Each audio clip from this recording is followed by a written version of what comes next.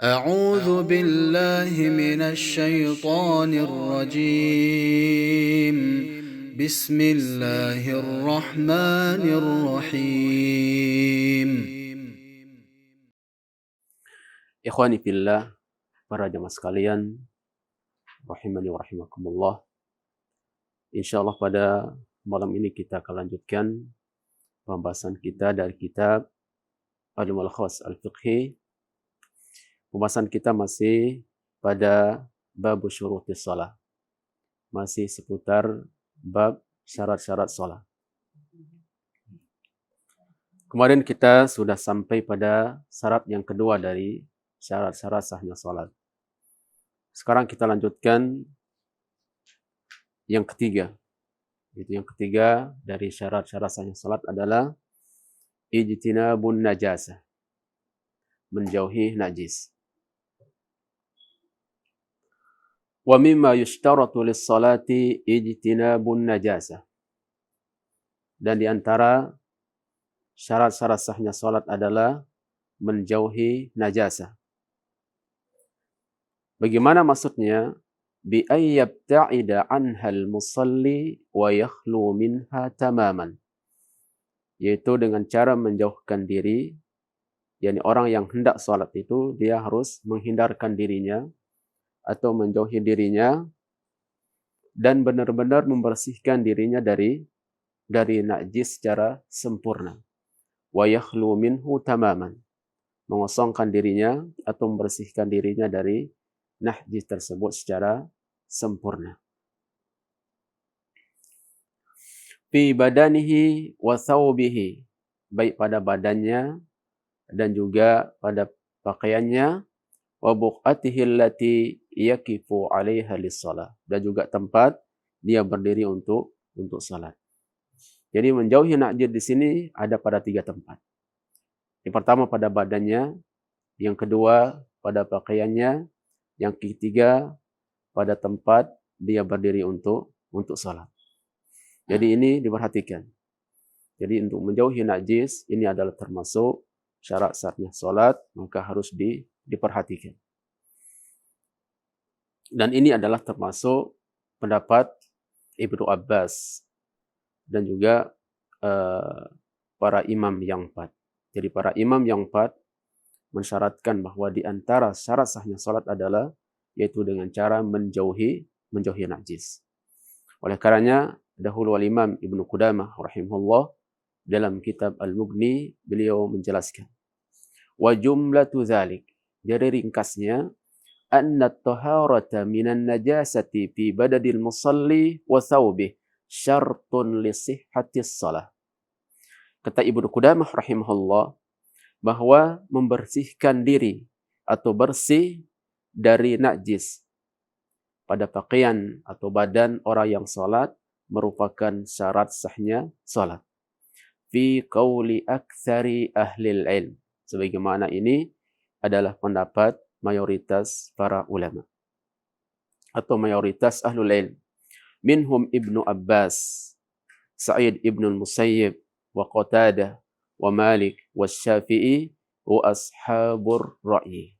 Yaitu Al-Imam Abu Hanifah dan kawan-kawannya. Kemudian di sini Syekh Shalih Al-Fauzan hafizahullah beliau menyebutkan tentang definisi najasah. Apa yang dimaksud dengan najis? Wa najasatu qazarun makhsusun. Jadi najis artinya adalah sebuah kotoran yang khusus yamna'u jinsuhu as-salata. Di mana jenis dari kotoran atau najis tersebut adalah dapat mempengaruhi atau dapat menghalangi keabsahan salat. Jadi najis adalah kotoran yang khusus di mana dari jenis kotoran tersebut atau jenis najis tersebut dapat menghalangi keabsahan salat. Kemudian di sini beliau sebutkan atau beliau datangkan contoh daripada najis. Kal maitati, contohnya seperti bangkai. Tapi perlu dipahami bahwa tidak semua bangkai itu najis. Tidak semua bangkai itu najis. Karena di sana ada bangkai yang halal. Apa contohnya seperti bangkai ikan atau semua hewan atau binatang yang hidup di laut. Semua bangkainya halal dan tidak najis. Dalilnya adalah dahulu ada seorang bertanya kepada Rasulullah SAW, seorang sahabat. Dia bertanya, wahai Rasulullah, apakah boleh kami berwudu dengan air laut? Kemudian Rasulullah SAW menjawab, huwa tuhuru ma'uhu al-hillu maitatuh. Jadi air sungai itu adalah suci dan bangkainya halal. Maka meranjak dari hadis ini bahwa bangkai ikan atau semua binatang atau hewan yang hidup di laut itu semuanya halal dan tidak najis. Atau apa contohnya lagi yang lain? Seperti bangkai belalang, ya, itu kan tidak najis. Sebagaimana Nabi SAW bersabda, uhillat lana al-maytatani wad-daman. Dihalalkan bagi kita ada 2 bangkai dan 2 darah. Fa ammal maytatani fal hut wal jarad. Adapun 2 bangkai itu diantaranya pertama adalah belalang, falhut itu artinya ikan. Wal jarad, belalang. Fa ammad damanu fal kabidu wat tihal. Adapun 2 darah itu adalah yaitu hati dan limpa. Maka ini adalah salah satu contoh di antara bangkai yang tidak najis. Adapun bangkai-bangkai yang najis maka tentu sangat banyak, seperti bangkai tikus atau yang lainnya. Baik. Waddami. Kemudian di sini contoh najis lain adalah darah. Dan darah di sini juga ada 2 macam. Ada darah binatang atau darah hewan ataupun darah manusia. Adapun darah binatang atau darah hewan itu ada yang tidak najis dan ada yang najis. Yang najis apa contohnya? Seperti darah babi misalkan atau darah anjing, ya. Jadi semua darah yang keluar dari kaidahnya, semua darah yang keluar dari binatang yang najis, ya, ketika hidupnya najis ataupun ketika matinya najis, apabila darah yang keluar dari binatang yang najis, maka status darah tersebut adalah najis. Oleh karenanya, dahulu Syekh Ibnu Utsaimin rahimahullah, beliau pernah mengatakan, ad-damul khariju min hayawanin najisin najisun. Jadi darah yang keluar dari hewan yang najis, maka status darah tersebut adalah najis. Qaliluhu wa kathiruh, baik jumlahnya banyak maupun sedikit. Wa misaluhu, dan di sini boleh ditetapkan contohnya, ad-damul khariju minal khinzir. Contohnya seperti darah yang keluar dari babi, awil kalab ataupun anjing. Fahadha najisun qaliluhu wa kathiruh. Dan ini adalah najis baik sedikit maupun banyak. Biduni tafsilin, ini tanpa harus dirinci. Sawa'un kharaja minhu hayyan am maitan. Baik darah keluar tersebut, dia keluar dari binatang tersebut seperti babi atau anjing, dia anjing atau babi tersebut dalam keadaan masih hidup ataupun dalam keadaan sudah mati. Ini adalah contoh binatang yang najis darahnya. Dan masih banyak contoh-contoh yang lain. Kemudian sekarang bagaimana dengan darah manusia? Nah, tentang atau berkaitan tentang darah manusia, ini memang ada khilaf para ulama. Bahwa darah manusia itu ada khilaf para ulama, apakah darah manusia itu najis atau tidak. Pendapat yang pertama mengatakan bahwa darah manusia itu statusnya najis. Jadi pendapat yang pertama mengatakan bahwa darah manusia itu najis. Bahkan banyak para ulama yang menukilkan akan hal ini. Artinya para ulama banyak menukilkan bahwa darah manusia itu najis. Di antaranya adalah Ibnu Arabi rahimahullah, beliau pernah mengatakan sebagaimana disebutkan dalam Hasyiah Ar-Ruhuni jadi 1 halaman 73. Di mana Ibnu Arabi mengatakan ittafaqal ulama'u ala anna ad-dama haramun la yu'kalu najisun. Jadi para ulama sepakat bahwa darah itu adalah haram dan tidak boleh dimakan. Najisun dan statusnya adalah najis. Dan juga para ulama lain seperti Al-Imam Al-Qurtubi di mana beliau mengatakan ittafaqal ulama'u ala anna ad-dama haramun najisun. Jadi para ulama sepakat bahwa darah itu adalah haram dan najis. Dan juga Al-Imam Nawawi rahimahullah mengatakan anna ad-dama najisun wa huwa bi ijma'il muslimin. Kata Imam Nawawi rahimahullah, jadi darah itu statusnya najis sebagaimana ini berdasarkan kesepakatan kaum muslimin. Bahkan juga Imam Ibnu Hajar rahimahullah sebagaimana beliau tegaskan dalam Fathul Bari jadi 1 halaman 352, beliau mengatakan waddamu najisun ittifaqan. Jadi najis itu darah itu adalah najis dan ini ittifaq. Artinya tidak ada silang pendapat para ulama. Baik. Jadi demikian adalah pendapat yang pertama bahwa darah itu adalah najis. Dan ini adalah pendapat yang dipilih oleh Ibnu Hazm dan juga pendapat ini dikuatkan oleh Syekh Ibnu Baz rahimahullah. Baik. Kemudian pendapat yang kedua. Pendapat yang kedua mengatakan bahwa darah manusia itu tidak najis. Pendapat yang kedua bahwa darah manusia itu tidak najis. Dan pendapat ini adalah pendapat yang dikuatkan oleh Imam Asy-Syaukani, kemudian Siddiq Hasan Khan, kemudian Albani dan juga Syekh Muhammad Ibnu Shalih Al-Utsaimin rahimahullah. Adapun di antara dalil yang dijadikan hujjah oleh pendapat yang kedua yang mengatakan bahwa darah manusia itu tidak najis adalah perkataan Al-Hasan Basri rahimahullah di mana beliau pernah mengatakan mazalal muslimuna yusalluna fi jarahatihim.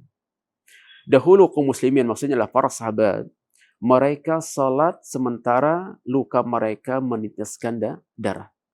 Bagaimana dulu kita tahu bagaimana para syuhada, ya, mereka salat sementara luka mereka adalah meneteskan darah.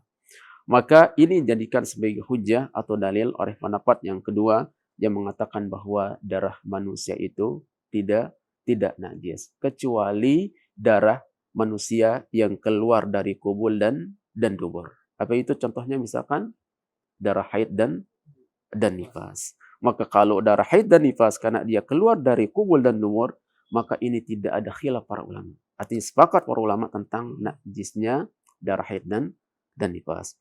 Nah, kemudian meranjak dari pendapat yang kedua, meranjak dari pendapat-pendapat yang disebutkan tadi, maka pendapat yang benar dalam masalah ini Allahul Bisawab adalah pendapat yang kedua yang mengatakan bahwa darah manusia itu tidak najis kecuali apabila darah yang keluar itu adalah dari kubul dan dubur seperti darah haid dan nifas. Oleh karenanya pendapat ini adalah dikuatkan oleh Syekh Ibnu Utsaimin rahimahullah sehingga beliau mengatakan walihada, oleh karena itu kana al-qaulur rajihu anna damal insani alladhi la yakhruju minal qubuli awid dubur tahirun. Jadi pendapat yang rajih, pendapat yang kuat bahwa darah manusia yang tidak keluar dari kubul dan dubur maka statusnya adalah suci.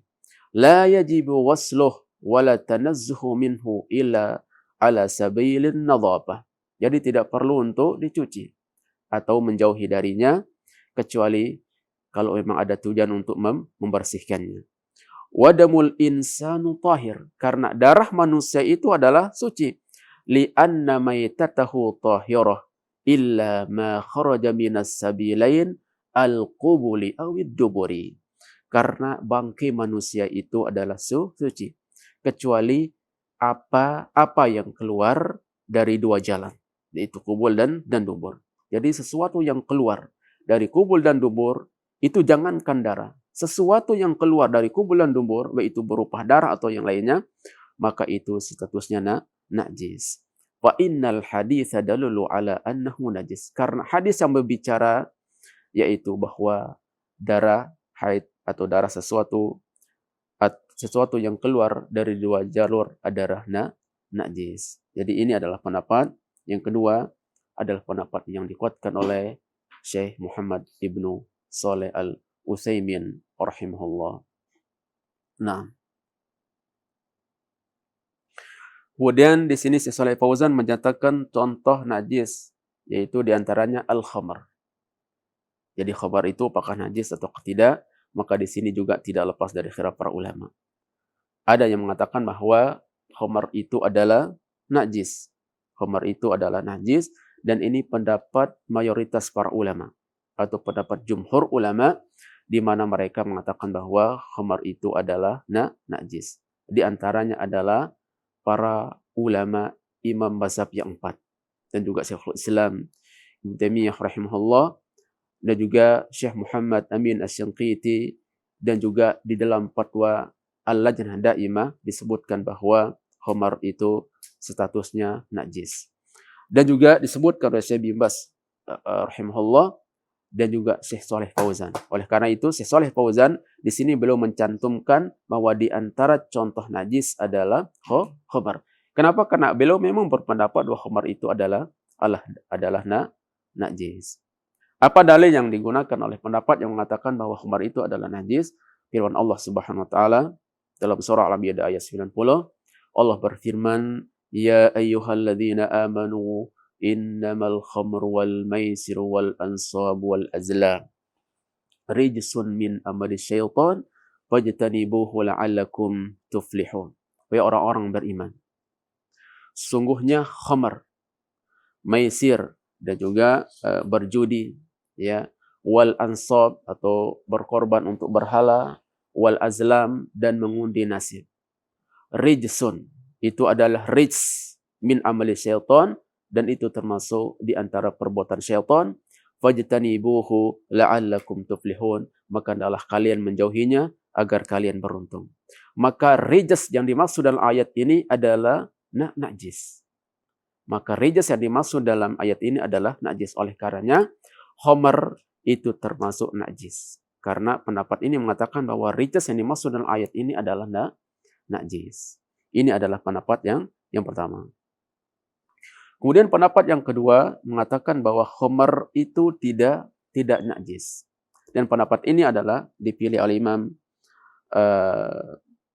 Syekh Muhammad bin Shalih Al-Utsaimin rahimahullah, dan juga Al-Imam Asy-Syaukani, dan juga Imam As-San'ani, dan juga Ahmad Syakir, ya. Jadi pendapat yang kedua mengatakan bahwa khamar itu tidak najis. Baik. Kemudian sekarang mana pendapat yang lebih kuat di antara pendapat yang disebutkan tadi? Maka pendapat yang lebih kuat, Allah alim bisawab, adalah pendapat yang kedua yang mengatakan bahwa khamar itu tidak najis. Dan ini adalah pendapat yang dikuatkan oleh Syekh Muhammad bin Shalih Al-Utsaimin rahimahullah. Nah, baik, insyaallah ya. Nah, kemudian di antara contoh najis juga yang lainnya adalah wal baul, yaitu kencing, wal ghaiti, kemudian kotoran manusia. Kemudian di sini Syekh Shalih Fauzan beliau mendatangkan beberapa dalil dari nas Al-Quran maupun sunnah Rasulullah SAW sebagai dalil yang menunjukkan bahwa di antara syarat sahnya salat adalah menjauhi najis. Di antaranya firman Allah Subhanahu wa taala, Allah sebutkan dalam surah Al-Mudaththir ayat 4, wa thiyabaka fatahhir. Oleh karenanya adalah bajumu engkau bersihkan. Qala Ibnu Sirin igsilha bil ma.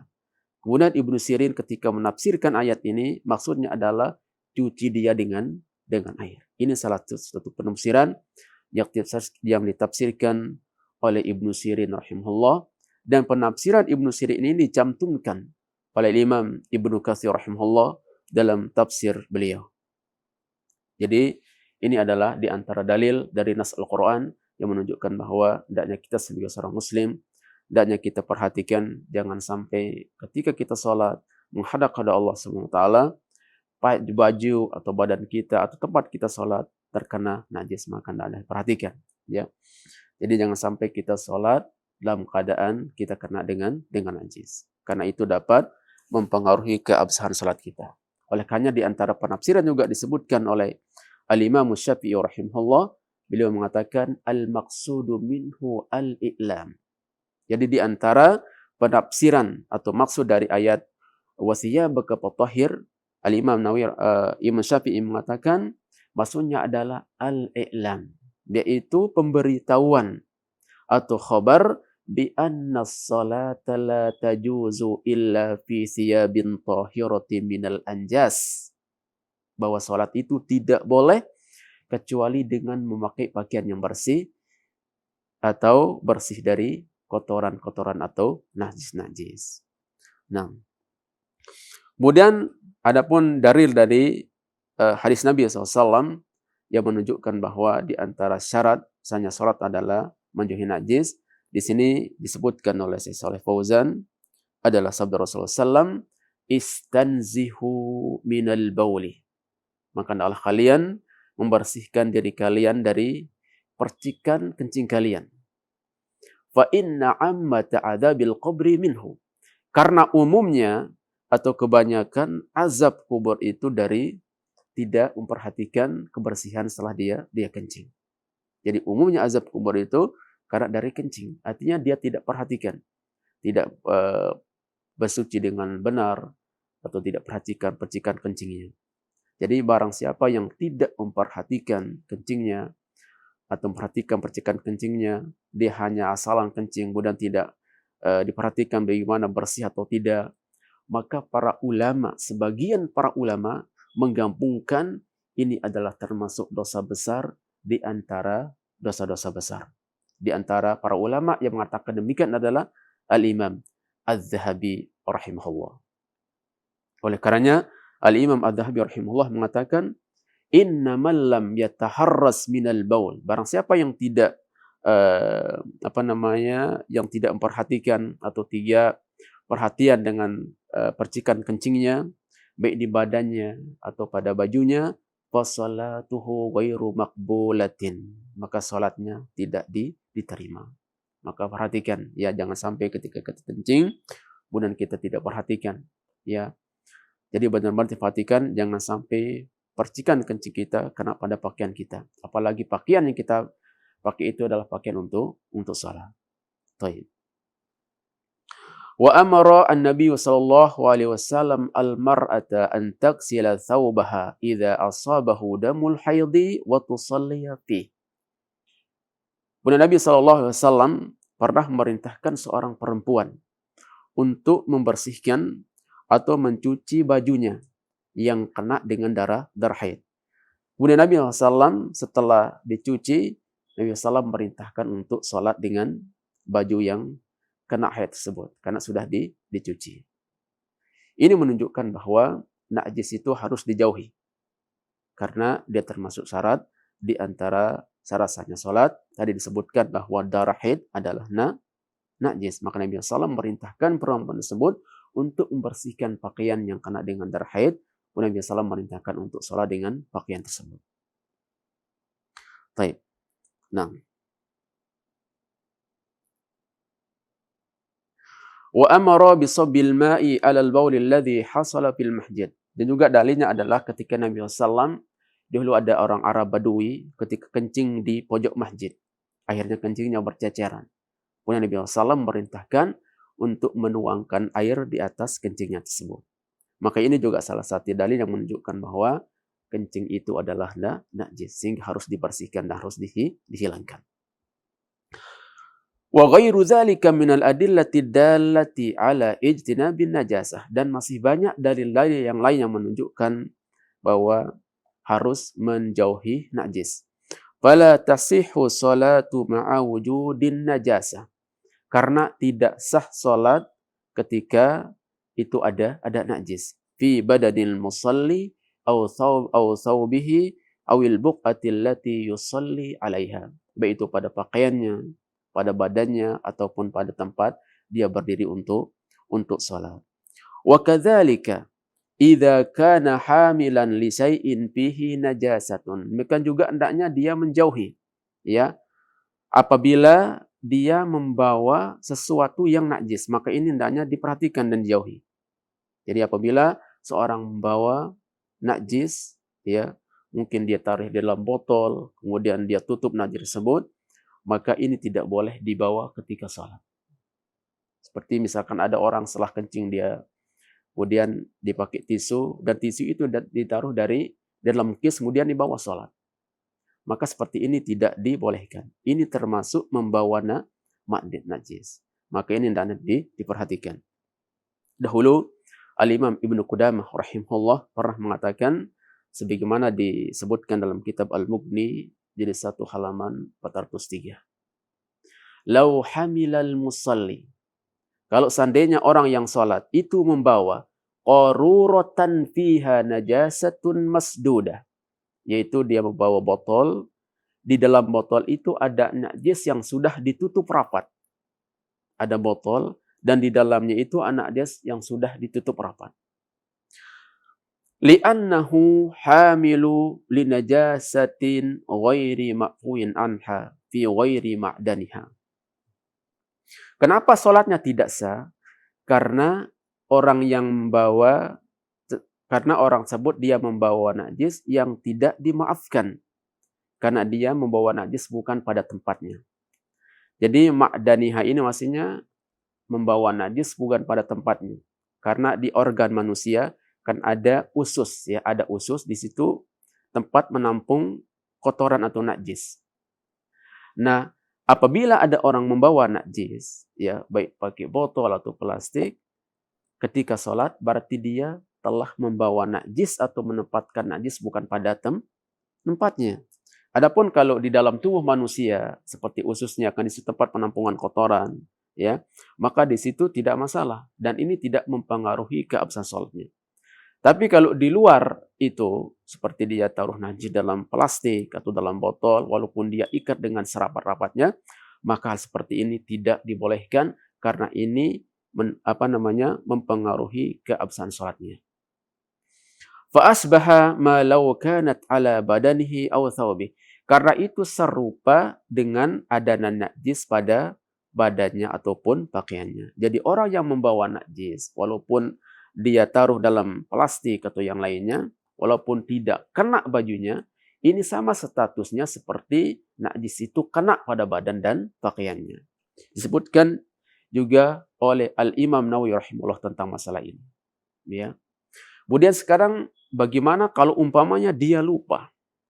Dia lupa untuk membawa najis. Maka disebutkan oleh para ulama seperti Al-Imam Nawawi rahimahullah, beliau mengatakan madzahibul ulama'i fi man shalla binajasatin nasiyaha aw jahulaha. Jadi mazhab para ulama bagi orang yang salat lupa dia membawa najis atau dia tidak tahu. Kata Imam Nawawi rahimahullah, "Dzakarna annal as-sahha fi mazhabina wujubul i'adati." Maka kami sudah sebutkan pendapat kami bahwa pendapat yang paling benar adalah maka wajib baginya untuk mengulangi salatnya. Jadi orang yang lupa membawa najis atau dia tidak tahu, maka menurut pendapat Imam Nawawi rahimahullah, maka tetap dia ulangi salatnya. Sampai disimak insyaallah ya. Nah, wa bihi qala Abu Qilabah wa Ahmad, dan ini adalah pendapatnya Abu Qilabah dan juga salah satu pendapat yang didukung oleh Imam Ahmad rahimahullah. Kemudian pendapat jumhur ulama. Tadi kan sebagian para ulama, sekarang jumhur ulama atau mayoritas ulama mengatakan la i'adata alaihi, maka tidak perlu dia mengulangi salatnya karena dia dalam keadaan atau dalam kondisi dia lupa atau tidak tahu. Hakahu Ibnul Mundhir an Ibnu Umar, Ibnul Musayyib, Tawus wa Atha wa Salim bin Abdullah wa Mujahid wa Sya'bi wa Nakhai wa Zuhri wa Yahya al-Ansari wal Auza'i wa Ishaq dan Abu Thawr. Jadi ini adalah semua deretan nama para tabi'in. Ibnu Mundhir menuturkan bahwa ini adalah pendapat Ibnu Umar dan juga sejumlah pendapat para tabi'in yang menunjukkan, yang menjelaskan kepada kita bahwa pendapat mereka adalah bahwa pendapat jumhur ulama bahwa orang yang lupa membawa najis maka tidak perlu dia untuk mengulangi salatnya. Qala Ibnu Mundhir wa bihi aqul. Ibnu Mundhir rahimahullah mengatakan dan ini adalah menjadi pendapatku, wa huwa madhhabu Rabi'ah wa Malik, dan ini adalah pendapat Rabi'ah dan Malik. Dan Malik ini adalah guru Imam Syafi'i rahimahullah. Wa huwa qawiyyun fid dalil, dan pendapat jumhur ulama atau pendapat Imam Malik dan Rabi'ah ini adalah pendapat yang kuat secara pendalilan. Wa huwal muhtar, dan pendapat inilah pendapat yang terpilih. Jadi intinya bahwa barang siapa yang membawa najis di dalam keadaan dia lupa atau tidak tahu, maka tidak perlu dia untuk mengulangi salatnya. Adapun sebaliknya, kalau dia sengaja membawa najis dan dia tahu itu adalah najis, walaupun dia di dalam plastik atau sudah dibungkus secara rapat, dia sengaja membawanya, maka ini salatnya tidak sah. Maka di sini mungkin perlu menjadi himbauan kepada ibu-ibu yang kadang membawa anak kecil yang masih pakai pempas dan lainnya ke dalam masjid, maka perlu diperhatikan.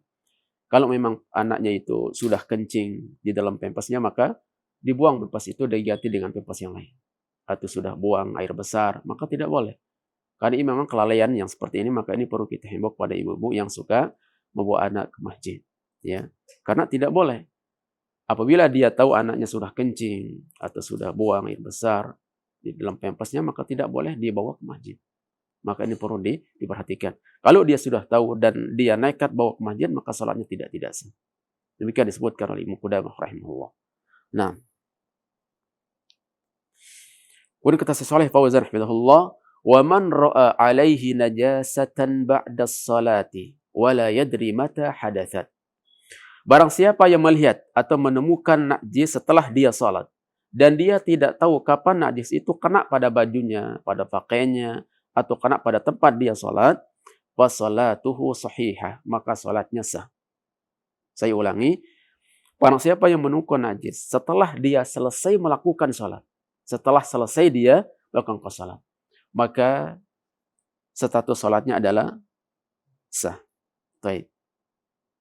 Maka status salatnya adalah sah. Oleh karenanya dahulu Syekh Ibnu Utsaimin rahimahullah mengatakan, fa in shalla wa badanuhu najisun. Jika ada orang salat sementara pada tubuhnya atau pada badannya ada najis. Ay qad asabathu najasatun, atau memang ada najis, lam yaksilha aw thawbuhu najisun. Kemudian dia tidak membersihkannya, atau ada najis pada pakaiannya tapi dia tidak membersihkannya. Aw buqatihi najasatun, atau pada tempat dia salat itu ada najis. Fa salatuhu ghairu sahihah inda jumhuril ulama. Maka salatnya tidak sah. Dia tahu itu ada najis pada pakaiannya, pada bajunya, pada badannya, pada tempat dia berdiri salat, tapi dia tidak hiraukan, tidak membersihkannya. Maka menurut jumhur para ulama, maka ini adalah salatnya tidak sah. Lakin law lam ya'lam bihadhin najasati. Tapi kalau dia tidak tahu bahwa ada najis, au alima biha, atau dia tahu, summa nasiya ayyaksilaha, tapi dia lupa. Dia lupa untuk membersihkannya. Sebelumnya dia tahu, tapi setelah itu dia lupa untuk membersihkannya. Hatta tamat salatuh, sampai selesai dia salat. Fa inna salatahu sahihatun wala yalzamuhu au yulzimhu ayyu'idah. Maka kalau kondisi seperti ini, maka tidak harus baginya untuk mengulangi. Insyaallah ya. Dia tahu, setelah dia tahu, kemudian dia lupa untuk membersihkannya. Kemudian dia sampai selesai salat. Maka seperti ini salatnya sah dan tidak harus dia untuk mengulangi salatnya. Kemudian kata saya Muhammad bin Shalih Utsaimin rahimahullah, wa dalilu dzalik. Apa dalilnya? Dalilnya adalah anna Nabiy sallallahu alaihi wasallam shalla bi ashabihi dzata yaumin fa khala'a na'laihi. Nabi SAW pada suatu hari pernah beliau salat bersama para sahabatnya. Kemudian tiba-tiba Nabi SAW membuka atau melepas kedua sendalnya. Fa khala'an nasu ni'alahum. Kemudian para sahabat pun membuka sendal-sendal mereka. Falamma insarafa an-nabiy sallallahu alaihi wasallam sa'alahum. Kemudian ketika Nabi SAW selesai salat, sa'alahum. Kemudian Nabi SAW bertanya kepada para sahabat. Apa pertanyaan Nabi SAW? Limadza khala'u ni'alahum. Kenapa kalian melepas sandal kalian? Kata Nabi SAW. Qalu, kemudian kata para sahabat. Itu para sahabat menjawab, Ra'ainaka khala'ta na'laika fa khala'na ni'alana. Kemudian para sahabat menjawab, karena kami melihat, wahai Rasulullah, Anda membuka sandal Anda, maka kami pun, para sahabat, membuka sandal kami. Faqala an-Nabi sallallahu alaihi wasallam. Kemudian apa kata Nabi sallallahu alaihi wasallam? Inna Jibril atani fa akhbarani anna fihi ma khabathan. Maka Jibril datang kepadaku, kemudian mengkhabarkan kepadaku bahwa di dalam kedua sandalku ada najis. Nah, di sini sisi pendalilannya di sini disebutkan oleh Syekh Muslim rahimahullah. Sisi pendalilan dari kejalanan Nabi SAW membuka sandalnya. Karena Nabi kata Ibnu Sa'im rahimahullah, walau kanatis salatu tabtulu bistishabin najasa halal jahli. Kalau seandainya salat itu bisa batal ketika ada najis dalam keadaan lupa, yang ini yang pernah terkara sebelahi. Kalau seandainya salat itu batal dengan ada najis dalam keadaan lupa, lasta'nafan nabiyyu sallallahu alaihi wasallam as-shalah.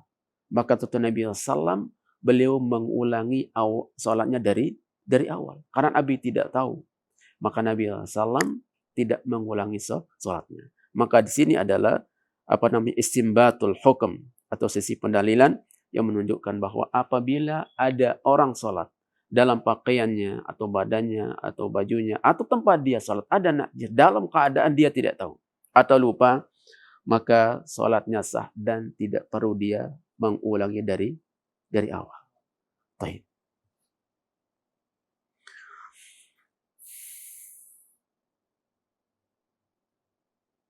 Kemudian Syekh Shalih Fauzan mengatakan, wa in alima bin najasati asna as-salati. Kalau dia tahu ada najis di pertengahan dia salat atau ketika sedang dia salat. Wa amkanahu izalatuha. Dan memungkinkan bagi dia untuk menghilangkan najis tersebut.